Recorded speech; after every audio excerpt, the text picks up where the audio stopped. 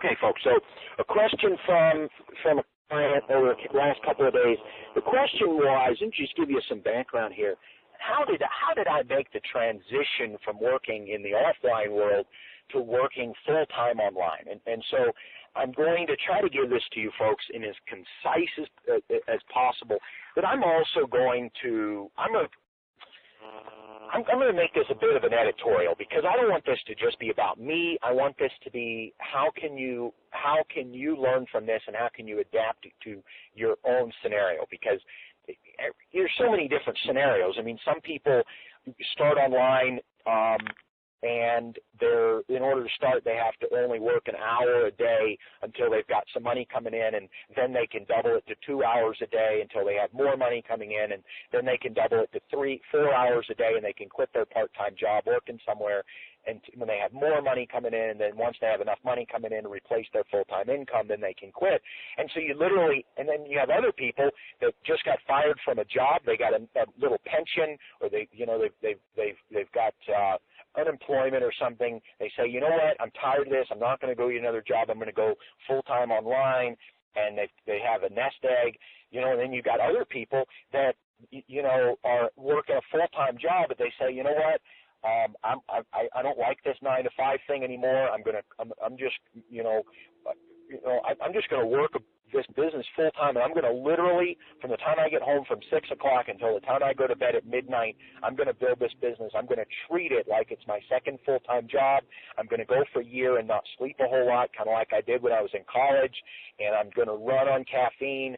And by the way, I'm not recommending, tearing your body up like that. But hey, let's face it. I mean, through the course of life, when we're in college, when we go through relationship problems, when we're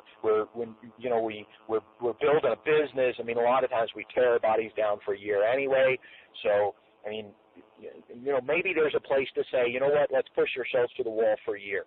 Okay, by the way, I'm not encouraging you to do that. I'm saying that probably most people that become successful at anything in life have pushed themselves to the limit for some period of time. I know I've done it repeatedly in the past.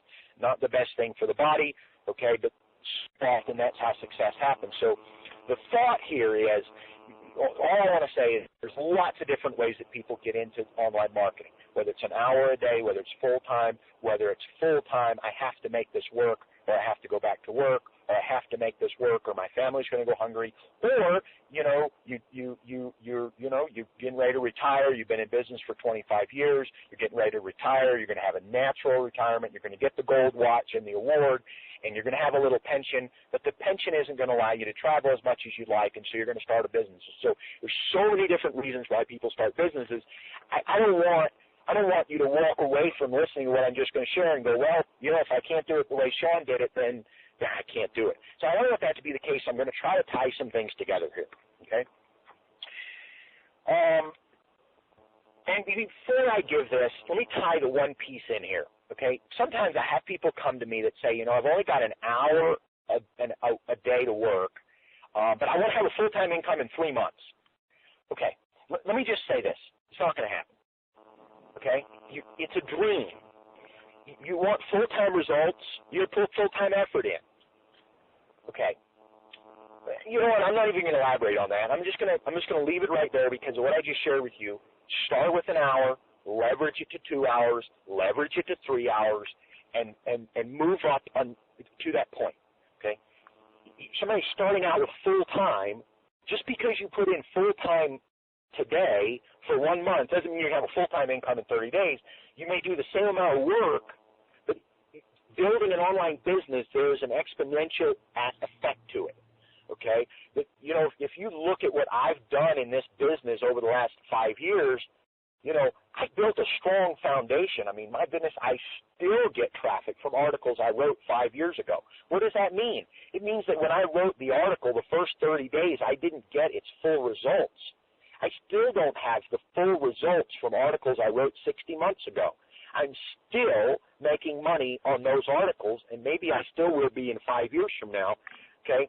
So what that means is there's an exponential long-term effect. So the drawback to something that's exponential and long-term is it's not quite like winning the lottery and you get a check for $3 million and, you know, you cashed out right now. It's something that builds over time. And building an online business generally takes time. And, you know, that's one of the reasons why when we see these online businesses, so often successful online businesses are started in garages, started in college rooms, they're started in dorm rooms, they're started in spare bedrooms. They're not often started, you know, if you look at, you know, the top 50 internet businesses right now, where they started in a boardroom with a $50 million IPO by a bunch of people that have never done internet marketing before and say, we're going to do an IPO for $50 million, we're going to build a big business. You know, my guess is 99% of those businesses fail. Why? Because it's the very nature, I believe it's the very nature of internet marketing is very, very organic thing, and it's very difficult to just throw big dollars at it and make it happen. I believe that in most cases it takes that human interaction, and again, I think that's why we see so many of even the very biggest companies today that are involved in the internet world, or that even involved in software or anything like that.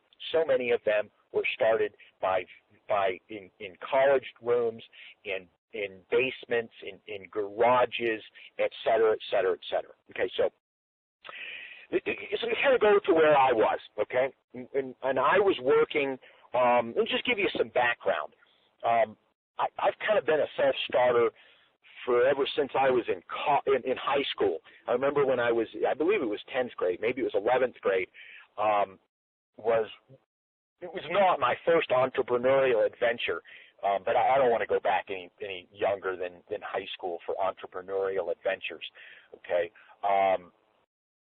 But just having some thoughts in my mind about some of the entrepreneurial adventures even before that. But if we just go to high school, I remember one of my first entrepreneurial adventures was I believe I was in Spanish class or German class, and I got into the club. So I guess in high school they had some Spanish club a long time ago, so I rarely ever talk about this, so I was trying to put all my thoughts together here. And so I was I believe it was 11th grade, I was in a Spanish club, and we did this fundraiser thing. I don't remember what we were raising money for, but, you know, we sold Snickers bars and M&Ms and things like that for, I don't know, 50 cents or $1, and we were raising money for the Spanish club.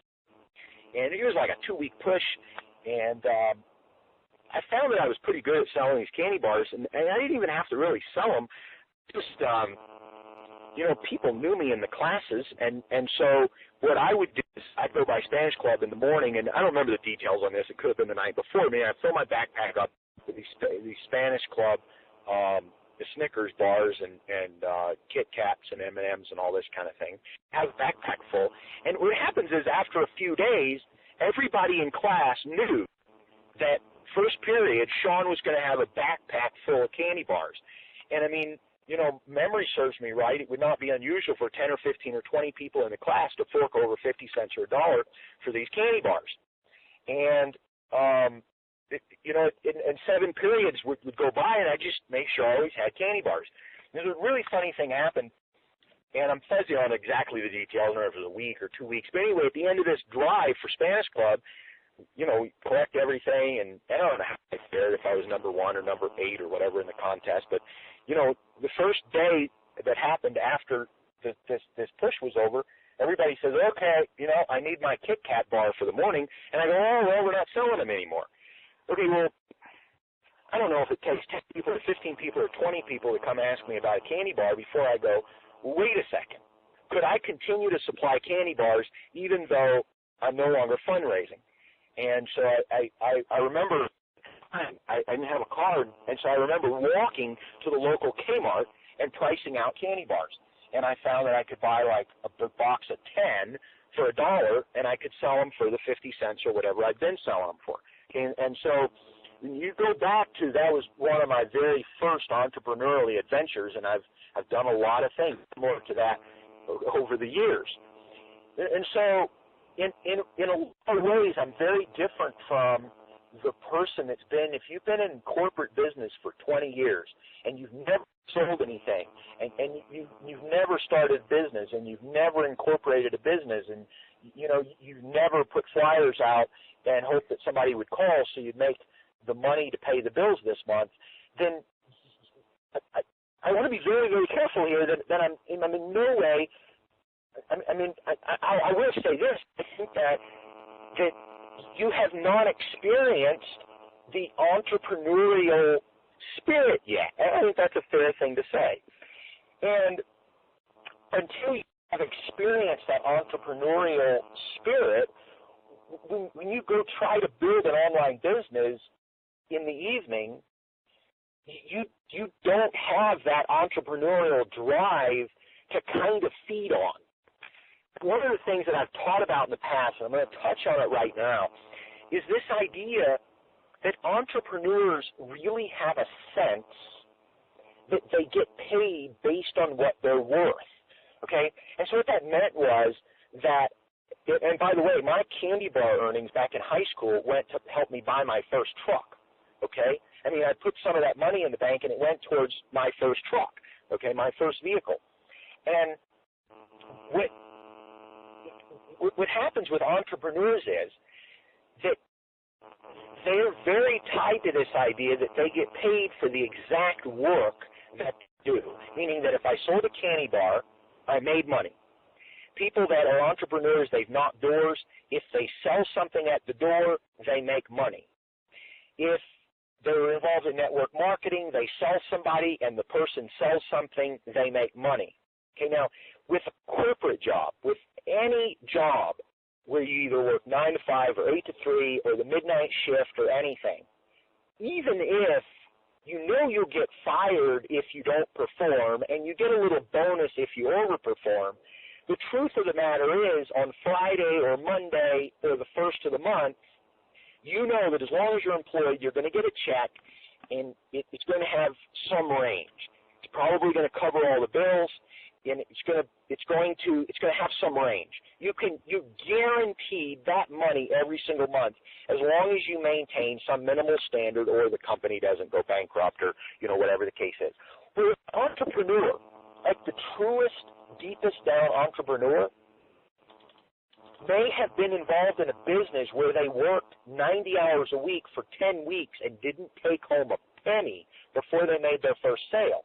What happens is that entrepreneurial background develops a grit in entrepreneurs that allows them to work really hard and hardly make any money because of the future that they have in mind.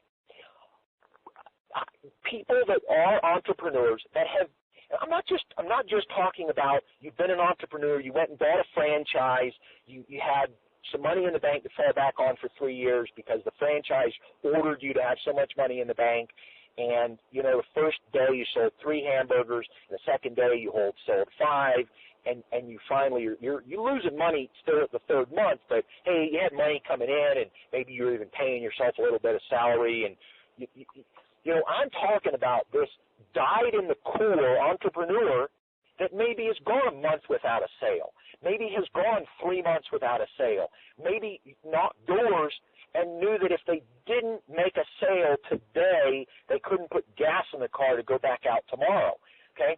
And the truth of the matter is, if you look at some of if you look at some of the Facebook and Googles and Apples and Microsofts of the world, and if you read those folks' biographies, I'm just reading Steve Jobs' biography tonight. Last night was my third night of reading, about 3/4 through it.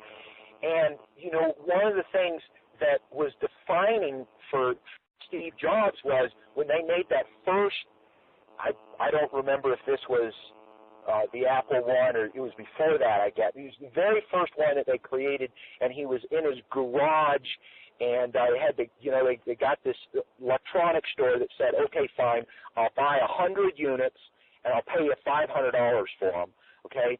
And I think the cost of materials was going to be like $200 a piece. I don't remember the exact numbers, but if you have the book, you can go look at it, and you read it, and you see it.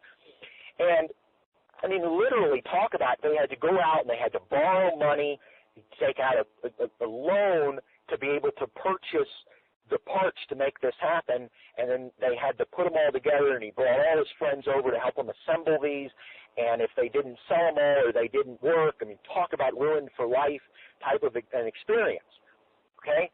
And obviously, that's a different experience than knocking doors and kind of being right there at the wall.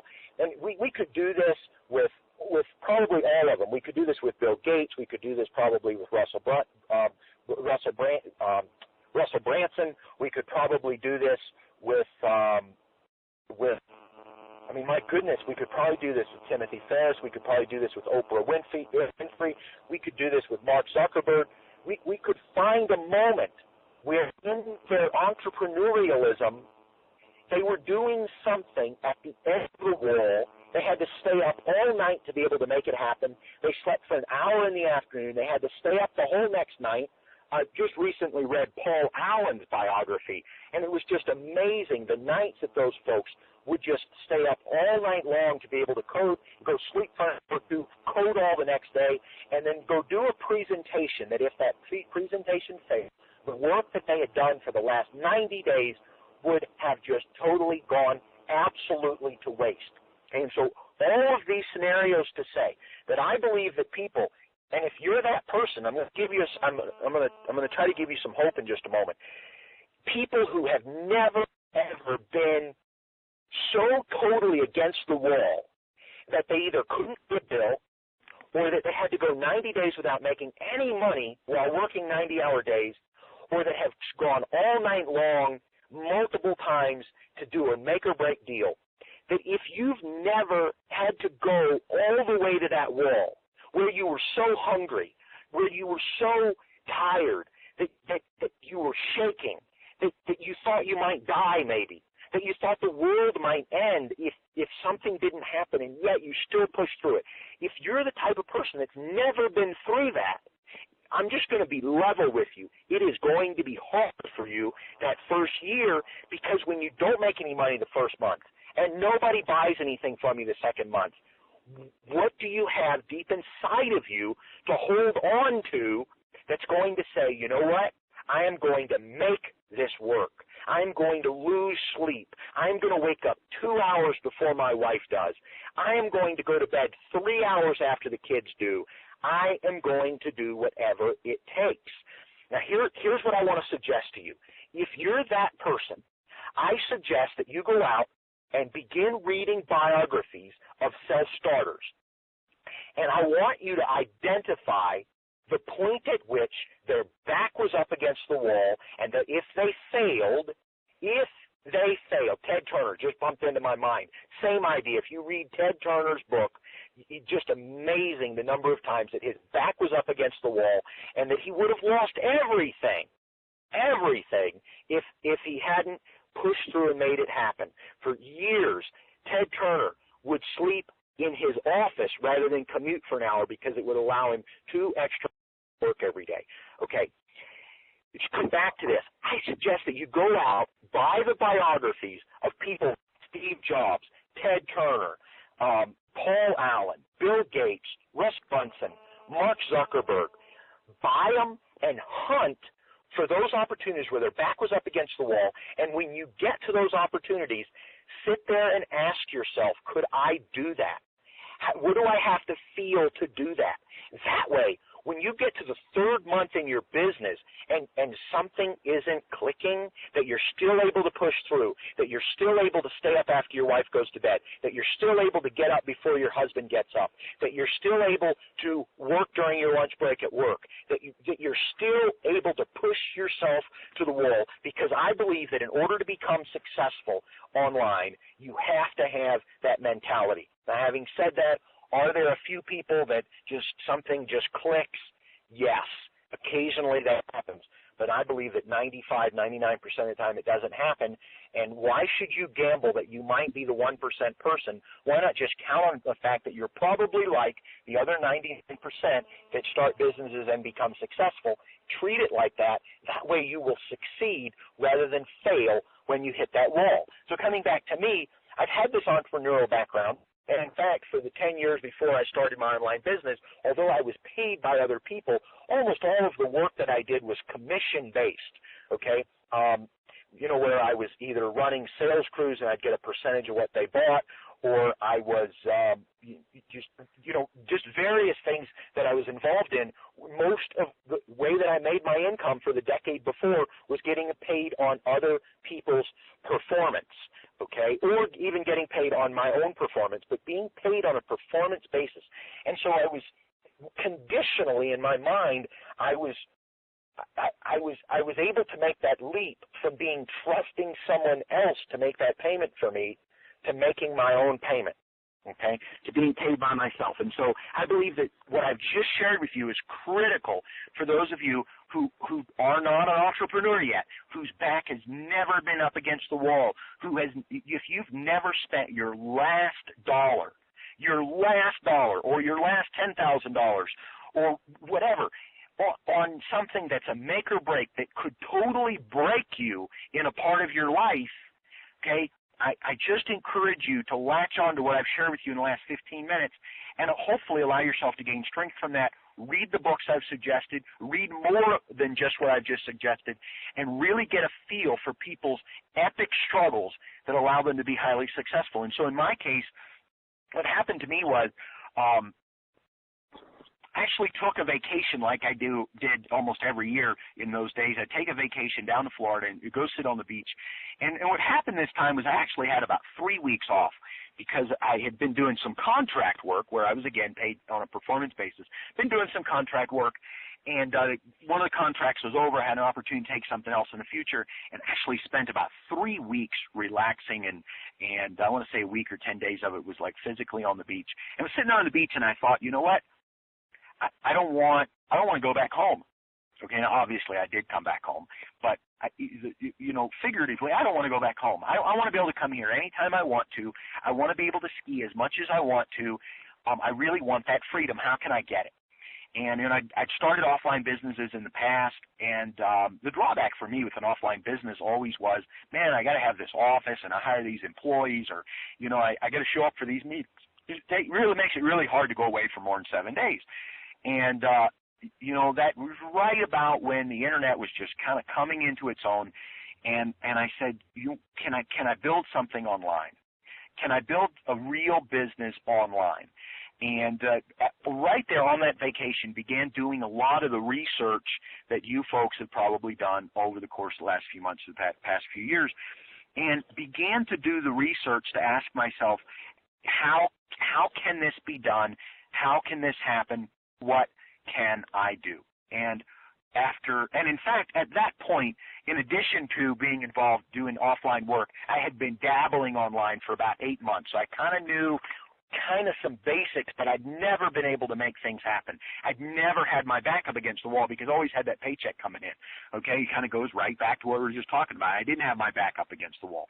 And so I said, you know what, here's what I'm going to do. I got a little bit of money. I didn't have a lot of money. I couldn't retire on it or anything like that, but I had the money that tied me over for a few months. And I said, you know what, here's what I'm going to do. I'm going to start this online, and if it fails, I'll go back to work. And if it does not, then my life will be changed ever after. And I just want to share with you right now some numbers from the very, very, very beginning. Okay, that very first month that I began this business, I did a grand total, and I worked probably 40, 50 hours a week for 4 weeks, 160, 200 hours that first month. Okay, and took in a grand total of $125. Now that's take in, so that was minus web hosting and minus some other things. Okay, now what made me go to the next month? Well, a lot of it was just drawing on that entrepreneur drive, that exponential idea that I just shared with you, knowing that I could operate going all the way to the wall, knowing that next month could be a better month. And I did that. Following month, came back, doubled the revenue the following month, and did $250 the second month. Once again, worked between 150 and 200 hours. How do you keep going? How do you keep going when you're getting paid $1 and less than $1 an hour for the first month, less than $1 an hour the second month? What was that? $1.20 an hour. How do you keep going? And it kind of goes back to what I shared with you. I was able to reach deep into that reservoir of having my back up against the wall.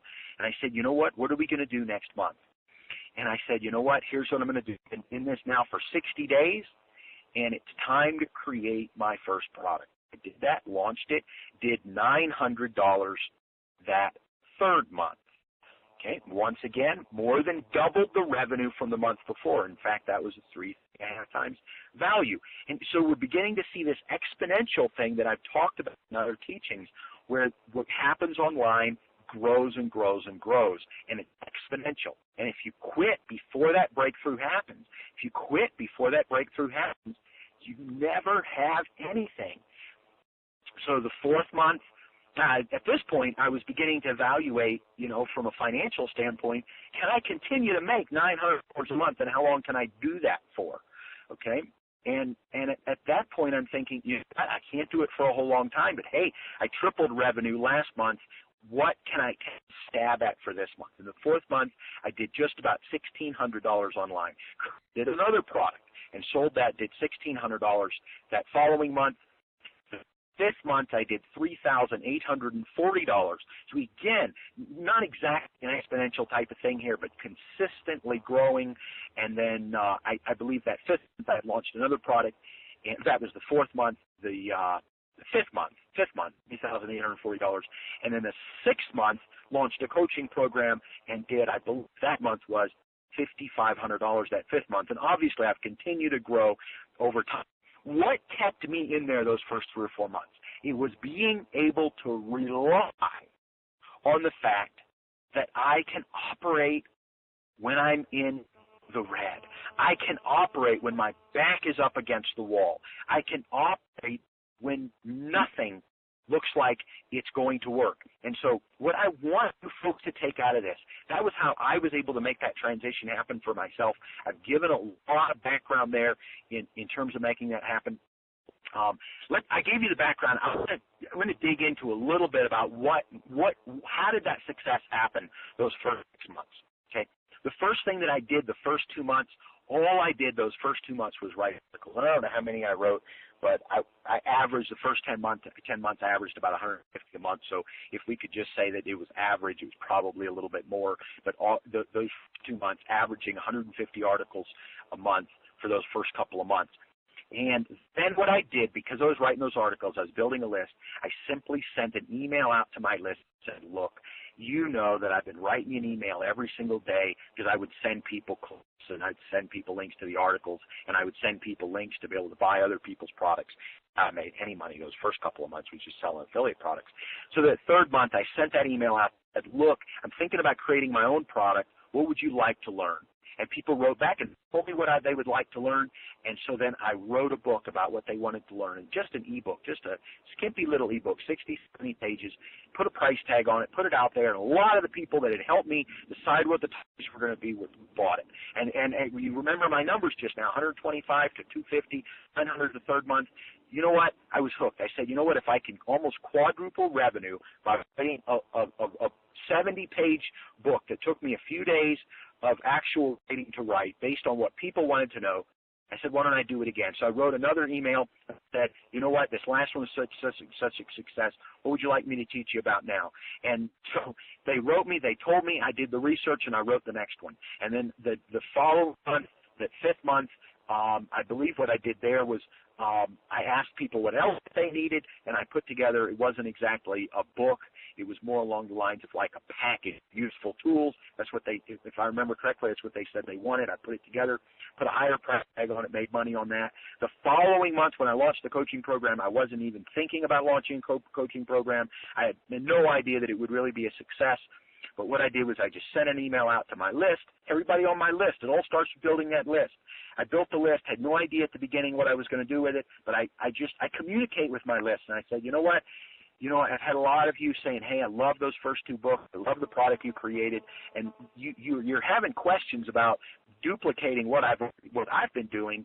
You know, I wonder, I mean, would it be worth it to you if you were involved in a little coaching with me? And I had incredible response. People saying, yes, I'd love to be in your coaching program. I was blown away by the response. Just people on the list. And so I just wrote just a simple handwritten, basically hand-typed kind of thing, no sales letterese, nothing, just wrote it, said, look, here's what I'm going to do. I'm going to launch a little coaching program because you people have been telling me you really want one. I'm going to make it affordable, and but I'm not going to open it to everybody. If you really want to do it, you tell me why you want to be in my coaching program, because I have a feeling too many people are going to want to be in, and I want to work with you people personally. They wrote me. They told me what they wanted to accomplish. I picked the people I really wanted to work with. I wrote them back. I said, basically along the lines of, congratulations, I've accepted you into the coaching program, and I'm going to work with you. I'm going to do this on a first-come, first-served basis. All you got to do is make your first payment, and I'll start working with you personally. And 22 people signed up to work with me that month, and I was blown away. And just absolutely blown away. Started the business from scratch, not really knowing what to do, not knowing what I was going to sell, having no idea really what I was going to sell for the first 60 days, just in blind faith, writing articles to build a list so that I could ask the list, what do you want me to create? They told me I created it. The next month I asked them again. They told me I created it. The next month I created something else. Next month I said, okay, folks, sounds like some of you need some coaching because of the questions you've been asking. Would you like coaching? Yeah, I'd love it. And that was the beginning of the rest of the story for me. And here's the thing. Here's the thing, folks. Every one of you can do it. Every one of you can do it, not knowing what you're going to sell or who your clients are going to be.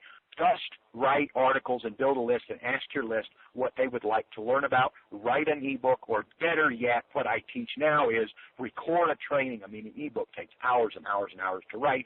You know, 3-hour recording takes, 3 hours of time, okay? Now I would say, instead of writing an ebook to answer the questions, do a 3-hour recording and start selling it. Next month, do another 3-hour recording. You don't need to know today what you're going to teach on. Build a list of people in your niche, whatever niche that you feel like. If it's the wrong niche, you find out 2 months later that nobody got anything. So you go back to the drawing board and start over. You have nothing to lose. You're not making money on that particular niche anyway right now. You're going to simply create for yourself a back up against the wall. What am I going to do to make it happen? Literally, you build that list. You ask people what they want, you create it for them. You ask people what they want, you create it for them. You ask them if they want coaching. If they've been buying your products, almost inevitably a percentage of people will say, yes, I'd like to have coaching. You create it and you give it to them. Folks, I know that sounds simple, and yet so many people spend months and months and months trying to figure out their coaching program, trying to figure out their product. Instead, start blind like I did and just start writing articles to build a list, ask the list what they want, and give it to them.